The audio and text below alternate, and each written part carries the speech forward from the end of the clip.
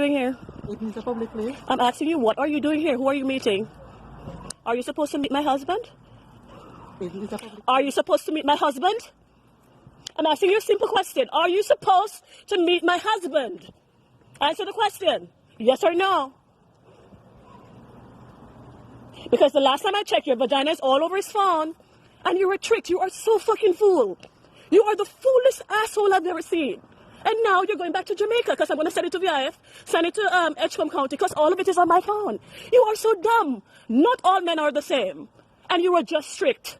You are such a whore. You're supposed to be a Christian. I lend you my support. I sent my husband to help you drive. It was for me. You wouldn't have known him. And you're telling me you want to fuck my husband? You're a married Christian, Baptist Christian. I'm going to put it on Instagram because I found you on there and the people that you know. So now I'm destroying you. I don't need to touch you because if I were in Jamaica, I would fuck you up right now. I'm telling you, I would fuck you up.